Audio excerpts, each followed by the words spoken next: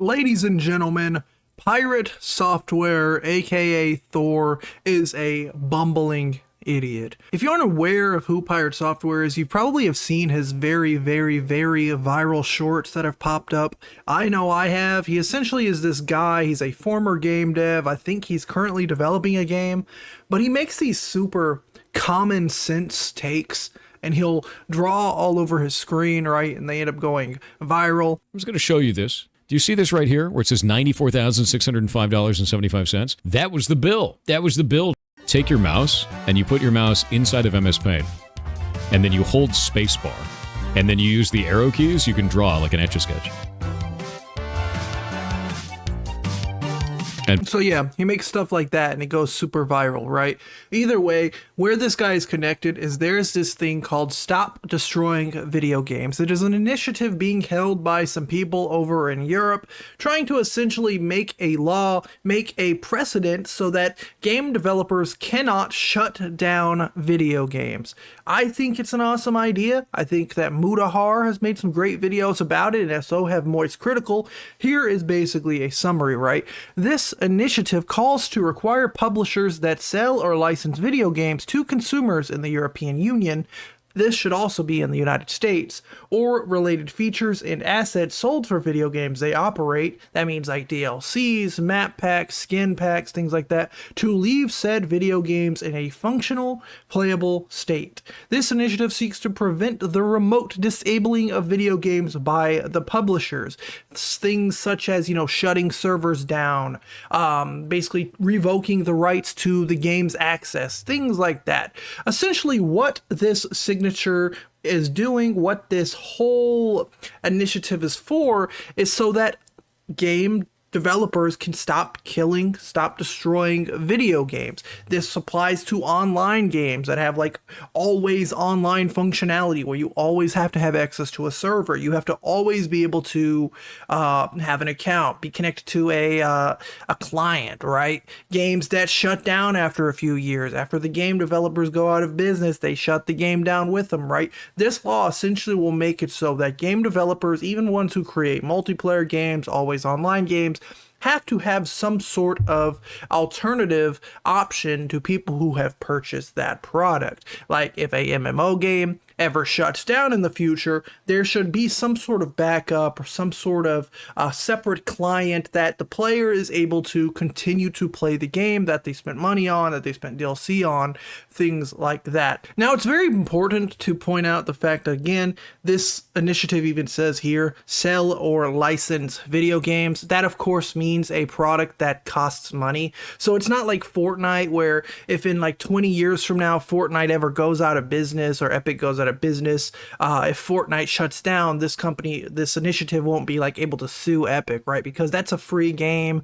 It's not really a licensed product, but it does also factor in the features and assets, right? So would skins be included? Would all the bundles that people purchased, all the collaborations, things like that, would that also factor into it? Now, essentially what happened was Pirate Software made a video 10 months ago called Stop Killing Games, and he basically talked about this initiative, and he talked about why he disagreed with it, why he thought the initiative was a bad idea. To sum it all up, no, I will not be supporting the initiative Stop Killing Games. You're not going to change my mind on it because I find this language to be incredibly vague and damaging to the rest of our industry. I think that it will be bad for both developers and players down the line in the way that it is currently written. And I think that starting a conversation that doesn't get to the core of the issue is both wasted time and leads to potentially bad outcomes. So if we want to talk about this, let's talk about the actual bad business practices. He basically claims right here in his pinned comment, why shouldn't we have the right to the server binary so we can keep playing these games?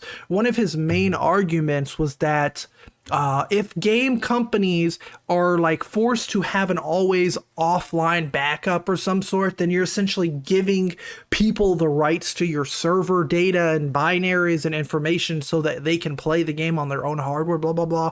And I don't think that's the case anyone's arguing. I think what's more important is people are arguing that a game that has an always online functionality should also implement some sort of single player offline mode so that in the future, when the day comes that that game is no longer playable, that game is shut down for good, there is still a way for people who purchased it, who have, bought things in that game, to continue to play the games and enjoy these things. Now, Pirate Software here completely disagrees with these ideas, right? And he's completely allowed to do that, right? We're all allowed opinions, but this is a very large creator, 2 million subscribers. This video alone got 1 million. And then he ended up making another video called Stop Killing Games 2. And this one came a few days after, on August 7th. Again, just kind of going over more of his ideas. Say that you made your own video game and you made a live service game. Maybe it's an MMO, maybe it's something else, right? And let's say that I want to monetize that game,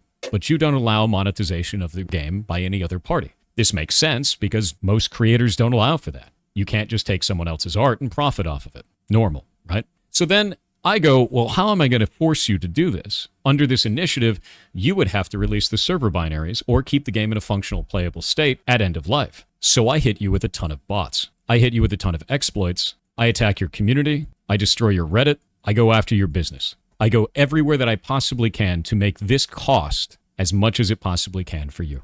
And it's not hard to do this. So again, as a reminder, Some Ordinary Gamers made a video called Stop Killing Games, where he discusses some of Thor's newer statements, and also so has Penguin Zero. And in these videos, they also show support for the Stop Destroying Video Games initiative, this one over here.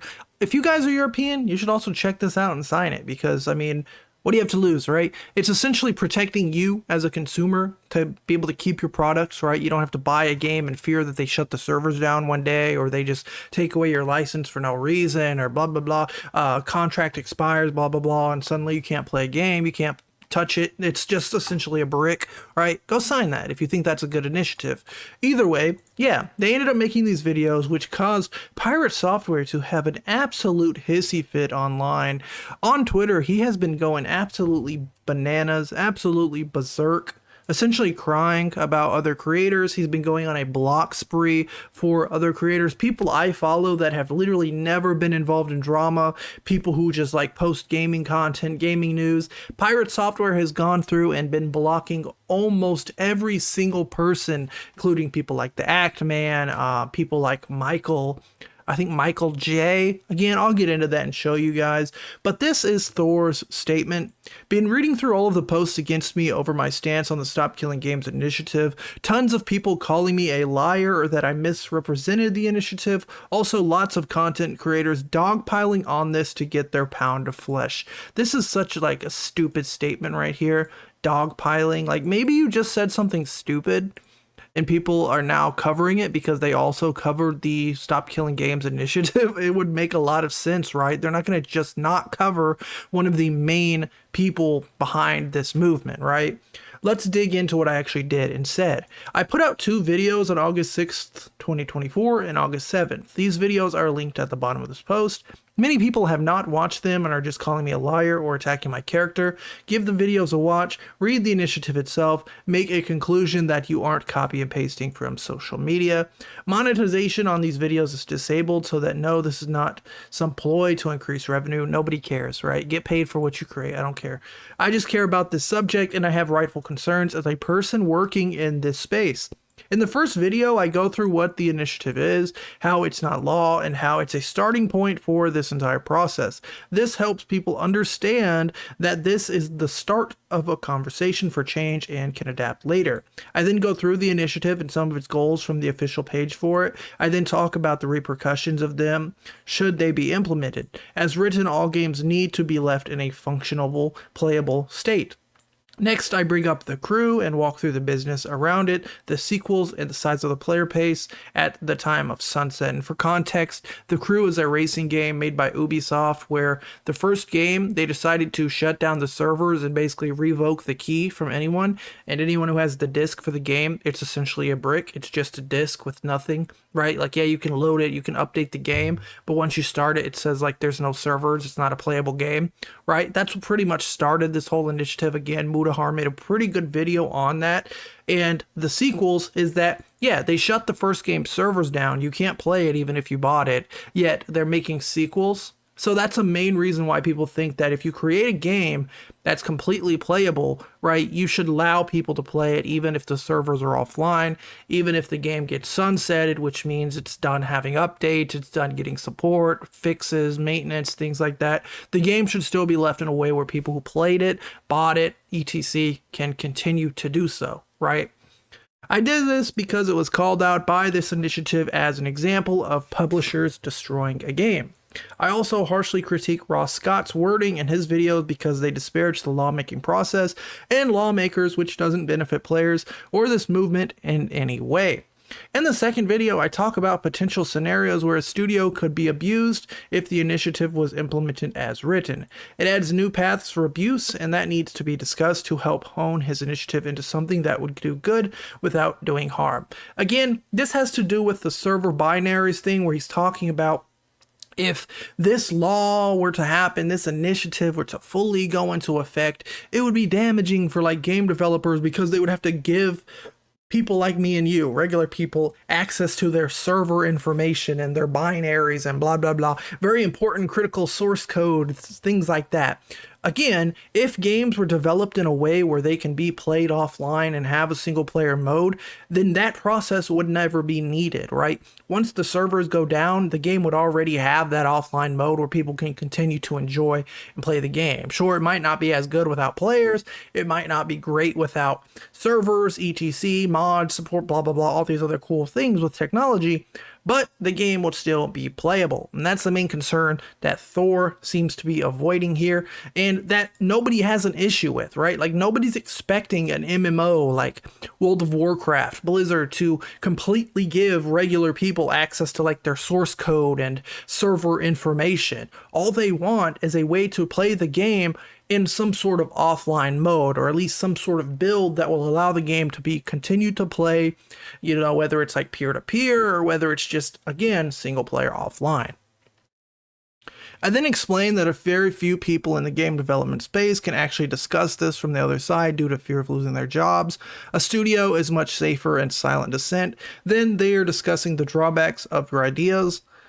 The recent attacks on our games is obvious evidence of this. To recap, my main issue with this initiative is that it's broad in its approach to change the industry in the exact language of the initiative, not the FAQ, requests that all games stay in a functional, playable state. That is not feasible for all games at a technical level and could potentially restrict developers from making online-only games like MMOs, MOBAs, and user-generated content games in the future. That list is not exhaustive, and it doesn't matter if you do or don't like those kind of games. Now again, this is a stupid comment. He's saying UGC, user-generated content.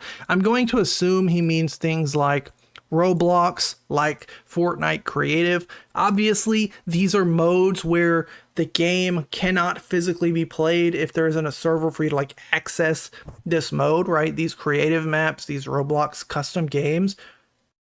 So I completely get what he's saying there, but I don't think that was anyone's issue. Roblox is a client, it's like a server. So if there are no servers, if there's no internet support, then that game just ceases to exist, right? And again, that's another example of a completely free product, right? Like, yeah, there's DLCs, yeah, there's outfits and things like that, but it's a free program, right? MMOs, MOBAs, again, like I've mentioned before, I feel like a game like World of Warcraft, if it were ever to shut down, they could very easily take like the very final update right before they shut the game down for good, shut down servers. They could simply make the game playable, do some tweaking, do some balancing, fix some things up where the game is still able to be played offline, or implement some sort of like peer-to-peer system, or I don't know. There has to be some sort of way where a game like that could continue to operate in a playable offline state, or at least a state where it doesn't need access to like Blizzard servers and technology. Effectively, this has the potential to restrict future developers from making kick-ass experiences because it locks a weight on their designs. Or, hear me out, it forces people to implement a game that will be playable in the future if the servers ever shut down. I think that's smart. I think that's logical. There should always be a way to play games that you paid for, right? Even though this is an initiative that can change in the future, this goal is core to the mission and deeply disruptive, so it needs to be called out. To clear up some disinformation about my character, I left AAA, I guess gaming, in 2016 because I hate how the industry is now and prefer indie entirely. I don't like Blizzard, or I would have stayed working there. That's why I quit. That's the entire point. F AAA and many studios that have turned games into. Outside of that, no, I am not financially supported by live service games. I make a single player RPG and I'm the director of strategy for off-brand games. In that position, I am paid minimum wage by my own decision because I care about games succeeding, not about profiting off of them. To further this, the games that we're publishing were all playable offline anyways because the gameplay loops are not only based on inter-player interaction. Not all games are like this, and not all games can be like this. They can. The Crew can be. World of Warcraft can be to an extent, right? No, I have not been running away from discourse. You have been, because you've been blocking almost every creator on this. I talked about it for around 8 hours on stream yesterday. I never took my videos down, and I have not discussed the initiative in the 10 months it's been since I released these videos. My internet also died mid-broadcast, so I had to go live again 30 minutes later. Thanks, internet provider. For those that will scream, he's doubling down. Yes, I damn well am. I give a crap about this initiative and what it means for games developers and players in the future. To finish out, just because I don't support this doesn't mean you should blindly follow me in that just because I said petty words on the internet. Or pretty, I don't know if you meant to say that. You also shouldn't blindly bash me because some other creator said to. Watch the videos I put out, read the initiative, decide for yourself. Apply critical thinking and don't outsource it to others. As always, stay frosty. And he linked the videos. Minimum wage proof. That is essentially the entire premise. Again, this is the initiative. It's very simple. Make video games that can be played offline, or in the future, if a server shuts down, let the game still be played. Now again, Pirate Software's response to all of this is to mainly block, ban people from talking. This is a Twitch chat right here. This guy, all he said was it's not about that. It's about a failure to understand an initiative, and that led to him being banned from the chat, right? So this isn't freaking Pirate Software blocking trolls or like hiding people, right? I completely support that. If someone's trolling you, harassing you, completely go ahead, block them. That's what it's for. But if someone's literally telling you like why people are upset and you block them, it just looks stupid, right? Another person. Nice to see the mighty Pirate Software can totally handle even the softest criticism, a little of his own snark in a mature manner. I suppose it's easier to block people and complain about being attacked than to read up on a subject before passing judgment. And this guy says, that's the thing though. People are hating you for what you've said. You don't understand the movement, refuse to actually learn about it and its goals, and continue to run your mouth and spread lies, intentionally or unintentionally harming the movement. Stay frosty, jerk. All right, Pirate Software has blocked you. Legacy Killer HD, big fan. I like this guy. He posts a lot of gaming news, lots of cool, good stuff. And he also has been blocked by Pirate Software. Hey, Pirate Software is acting in bad faith and can't take criticism when it comes to his crappy game preservation takes. His response, blocked, right? So this is essentially the Pirate Software way. Make a stupid statement, double down on stupid statement, pretend that everyone else is wrong and gaslighting and lying and not understanding what you truly said, and then those who clearly are understanding what you truly said, just block them because like they're trolling you, they're just bothering you, they're harassing you, Mr. Pirate. Anyways, ladies and gentlemen, hopefully I was able to kind of update you all on what's happening and why people are angry at Pirate Software, aka Maldavius Fig Tree. Look it up. Either way, check out Mutahar's video. Check out Moist Critical's video. They did great on this. I didn't cover the originals way back in the day, and they have like pretty intense, long, like 40 minutes worth of content covering this stuff. I just kind of wanted to make something quick to catch you guys up to date on why this guy's a stooge and why you might be seeing him all over your feed, because that's why I'm seeing him all over my feed. Anyways, thanks you guys, and stop killing video games. Make them playable. Even offline, when those servers are down, I want to play my games. Peace out, my friends. Bye.